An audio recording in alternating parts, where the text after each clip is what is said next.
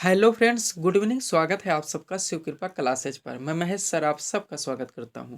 दोस्तों, ये वीडियो हमारा UP triple S C VDO exam 2023 का टेस्ट सीरीज नंबर 23 है, जिसमें हम लोग सामान्य ज्ञान यानी कि जीके व जीएस के महत्वपूर्ण संभावित प्रश्नों को सॉल्व करेंगे और देखेंगे कि यहाँ से हमारे कितने क्वेश्चन सही हो रहे हैं। दोस्तों, ये सारे टेस्ट सीरीज हमारे आपके UP triple S C VDO exam के संभावित महत्वपूर्ण प्रश्नों पे बनाए जा रहे हैं। तो दोस्तों, आप लोग इन्हें कॉन्सेंट्रेट होकर सॉल्व करें। क्वेश्चंस कम सही होने पर पुनः टेस्ट सीरीज का रिवीजन करें, ताकि होने वाली UP triple S C VDO exam के लिए आप लोग पूर्ण रूप से प्रिपेयर रहें। तो चलिए दोस्तों, ज़्यादा समय न लेते हुए हम लोग टेस्ट सीरीज नंबर 23 को सॉल्व करना शुरू करते हैं। दोस्तों, क्वेश्चन नंबर 1 है हमारा वेरी वेरी इंपॉर्टेंट क्वेश्चन। किसी खाद्य श्रृंखला में प्राथमिक उपभोक्ता होते हैं। तो थोड़ा सा यहाँ पे चर्चा कर लेते हैं दोस्तों। इन्वायरमेंट वहाँ पारिस्थितिकी से वेरी वेरी इंपॉर्टेंट क्वेश्चन है। दोस्तों, हरे पेड़ पौधे जो कि उत्पादक होते हैं, यानी कि प्रकाश संश्लेषण क्रिया के माध्यम से अपने भोजन का स्वयं संश्लेषण करते हैं, यानी संश्लेषित करते हैं, तो ये उत्पादक होते हैं और इन्हें स्वपोषी कहा जाता है, जिसमें आते हैं हरे पेड़ पौधे। और जब दोस्तों इन हरे पेड़ पौधों की पत्तियों को गाय, हिरण आदि खाकर अपने जीवन का निर्वाह करते हैं, तो ये दोस्तों प्राथमिक उपभोक्ता होते हैं, जिन्हें शाकाहारी कहा जाता है। फिर दोस्तों इसके आगे आता है हमारा द्वितीयक उपभोक्ता, जिसमें दोस्तों शेर हो गया, चीता हो गया। जब ये दोस्तों प्राथमिक उपभोक्ता यानी गाय व हिरण के मांस को खाकर अपने जीवन का निर्वाह करते हैं, तो ये द्वितीय श्रेणी के उपभोक्ता कहलाते हैं और ये मांसाहारी होते हैं। और लास्ट में दोस्तों अब घटक बैक्टीरिया वगैरह आते हैं। फूड चेन की प्रक्रिया ऐसे ही चलती रहती है। तो यहाँ पे पूछा जा रहा है दोस्तों, किसी खाद्य श्रृंखला में प्राथमिक उपभोक्ता होते हैं। तो प्राथमिक उपभोक्ता कौन होते हैं? गाय हो गया, हिरण हो गया, जो कि उत्पादक यानी हरे पेड़ पौधों की पत्तियों को खाकर अपने जीवन का निर्वाह करते हैं। तो ये क्या कहलाते हैं? शाकाहारी। यानी कि विकल्प नंबर बी यहाँ पे हमारा सही आंसर होगा। उम्मीद करते हैं दोस्तों कि ये क्वेश्चन आप लोगों को पूरी तरह से याद हो गया होगा और उत्पादक, शाकाहारी, मांसाहारी व आप घटक जैसे दोस्तों तथ्यों को आप लोग अच्छी तरह से समझ गए होंगे। अगला देखेंगे क्वेश्चन नंबर 2 को। 2 नंबर क्वेश्चन है दोस्तों, संयुक्त राष्ट्र संघ यानी कि यूएनओ, यूनाइटेड नेशंस ऑर्गेनाइजेशन, पूछा जा रहा है दोस्तों कि इसकी स्थापना कब हुई थी। तो इसका सही आंसर होगा संयुक्त राष्ट्र संघ की स्थापना 24 अक्टूबर 1945 को हुई थी, यानी कि विकल्प नंबर सी यहाँ पे हमारा सही आंसर होगा। आगे चलेंगे क्वेश्चन नंबर 3 की ओर। अगला क्वेश्चन है दोस्तों, निम्नलिखित में से कौन सा युग्म सुमेलित नहीं है, यानी कि हमें असत्य कथन का चयन करना है। ए नंबर सोमनाथ मंदिर, सामने गुजरात दिया गया है। बी नंबर कामाख्या मंदिर, सामने असम दिया गया है। सी नंबर रामनाथ स्वामी मंदिर है, सामने तमिलनाडु दिया गया है। और डी नंबर है महाबोधि मंदिर, जिसके सामने कर्नाटक दिया गया है। हमें बता रहा है दोस्तों कि इनमें से कौन सा विकल्प हमारा गलत है। तो चलिए दोस्तों क्वेश्चन नंबर 3 को सॉल्व करना हम लोग शुरू करते हैं। ए नंबर सोमनाथ मंदिर है, जो कि गुजरात में स्थित है, बिल्कुल सही हो जाएगा। बी नंबर कामाख्या मंदिर है, जो कि असम में स्थित है, ये भी बिल्कुल सही हो जाएगा। सी नंबर रामनाथ स्वामी मंदिर है, जिसका लोकेशन तमिलनाडु में है, तो ये भी बिल्कुल सही हो जाएगा। डी नंबर महाबोधि मंदिर है, जो दोस्तों बिहार में स्थित है, तो यहाँ पे सामने कर्नाटक दिया गया है, तो डी हमारा गलत हो जाएगा। महाबोधि मंदिर कर्नाटक में नहीं बल्कि बिहार राज्य में स्थित है। तो हमारा आंसर कौन सा बनेगा दोस्तों? विकल्प नंबर डी, क्योंकि हम लोगों को असत्य कथन का चयन करना था। नेक्स्ट चलेंगे 4 नंबर क्वेश्चन की ओर। 4 नंबर क्वेश्चन है दोस्तों, भारत में निम्नलिखित में से किसके अंतर्गत पंचायती राज प्रणाली की व्यवस्था की गई है। बार बार पूछा गया इंपॉर्टेंट क्वेश्चन है दोस्तों, पंचायती राज प्रणाली। तो दोस्तों भारतीय संविधान के अनुच्छेद 40 में पड़ता है, और 40 अनुच्छेद दोस्तों डीपीएसपी यानी direct principle of state policy, राज्य के नीति निर्देशक तत्व में आता है। तो हमारा सही आंसर क्या हुआ दोस्तों? विकल्प नंबर सी। थोड़ी सी यहाँ पे चर्चा करेंगे, ध्यान दीजिएगा दोस्तों। राज्य के नीति निर्देशक तत्व का संविधान में वर्णन आर्टिकल 36 से लेकर आर्टिकल 51 तक है, और इसी में दोस्तों आर्टिकल 40 में पंचायती राज प्रणाली का दोस्तों प्रावधान किया गया है कि अगर राज्य चाहे तो अपने राज्य में राज्य के नागरिकों के कल्याण के लिए पंचायती राज प्रणाली की व्यवस्था कर सकता है। तो हमारा आंसर होगा विकल्प नंबर सी। आगे चलेंगे हम लोग क्वेश्चन नंबर 5 की ओर। थोड़ा सा यहाँ पे दोस्तों चर्चा करेंगे। एक महत्वपूर्ण फैक्ट है हमारा, भारत में राज्य के नीति निर्देशक तत्व के अंतर्गत पंचायती राज प्रणाली की व्यवस्था की गई है। संविधान का अनुच्छेद कितना? 40 राज्यों के लिए ग्राम पंचायतों के संगठन का प्रावधान करता है। आगे चलेंगे हम लोग। अगला क्वेश्चन है दोस्तों, बिल्कुल फैक्चुअल क्वेश्चन, बार बार पूछा गया, वनडे एग्जाम का फेवरेट क्वेश्चन है। आईने अकबरी किसके द्वारा लिखी गई? तो इसका सही आंसर होगा अबुल फजल के द्वारा, यानी कि विकल्प नंबर डी यहाँ पे हमारा सही आंसर होगा। 6 नंबर क्वेश्चन देखेंगे हम लोग।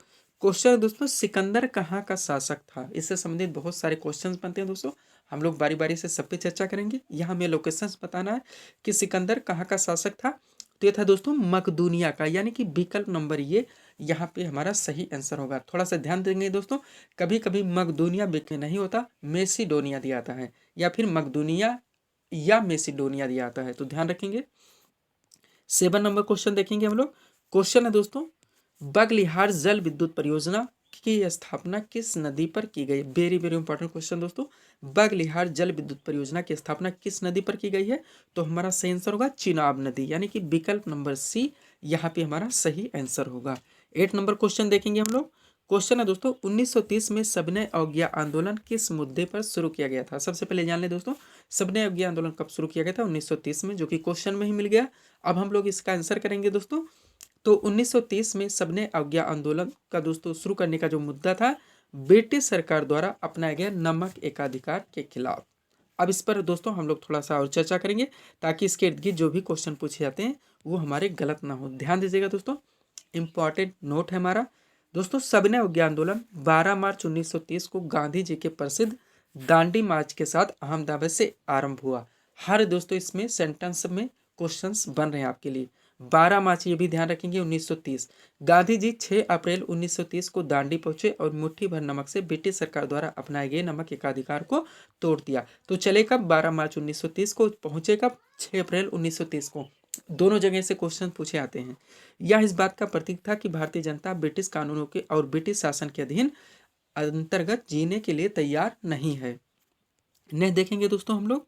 क्वेश्चन नंबर 9 है हमारा, उस्ताद बिस्मिल्लाह खान किस वाद्य यंत्र को बजाते थे? ऐसे रिलेटेड क्वेश्चन दोस्तों हम लोगों को हर वनडे परीक्षाओं में देखने को ही मिलते हैं, तो ध्यान देंगे दोस्तों, धीरे धीरे करके हम सभी को कवर करेंगे। क्वेश्चन है दोस्तों, उस्ताद बिस्मिल्लाह खान किस वाद्य यंत्र को बजाते थे? तो हमारा सही आंसर होगा शहनाई, यानी कि विकल्प नंबर बी यहाँ पे हमारा सही आंसर होगा।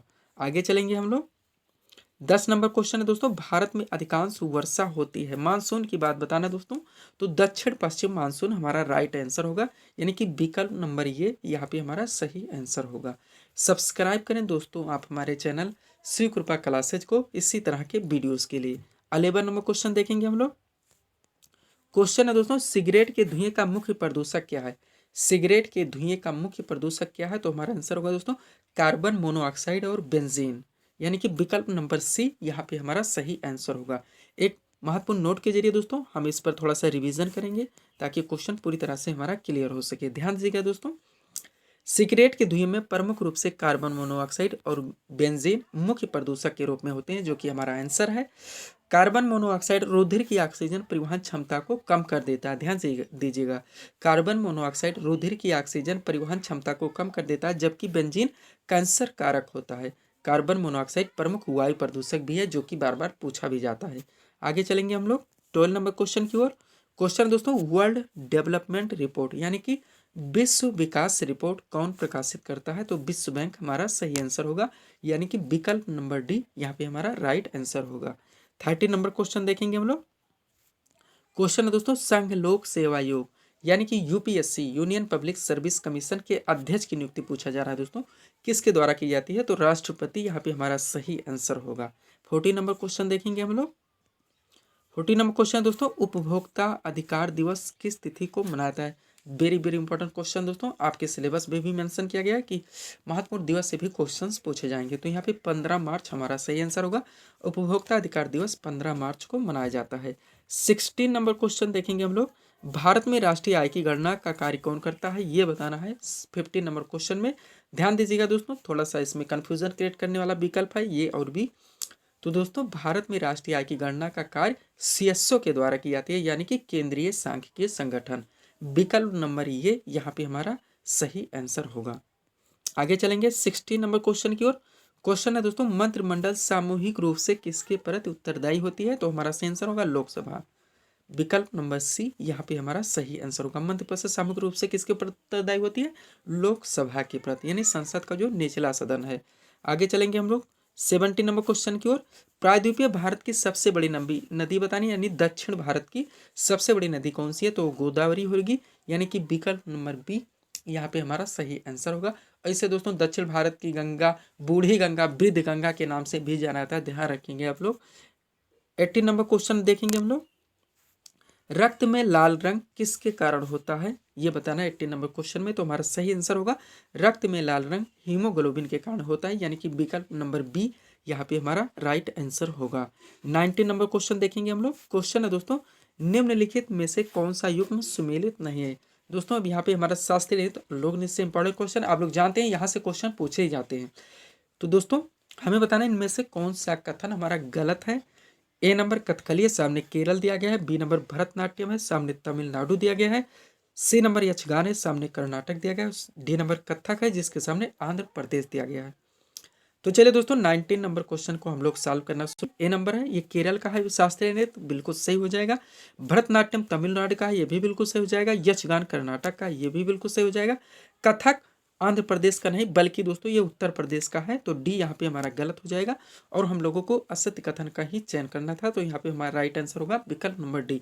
थोड़ा सा और ध्यान देंगे दोस्तों, कथकली के अलावा मोहिनीअट्टम और ओणम, ये दोनों भी दोस्तों केरल के हैं। भरतनाट्यम तमिलनाडु का, यक्षगान कर्नाटक का है।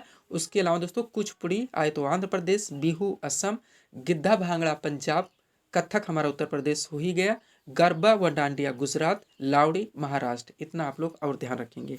20 नंबर क्वेश्चन की ओर हम लोग चलेंगे दोस्तों, जो कि टेस्ट सीरीज का हमारा लास्ट क्वेश्चन होगा।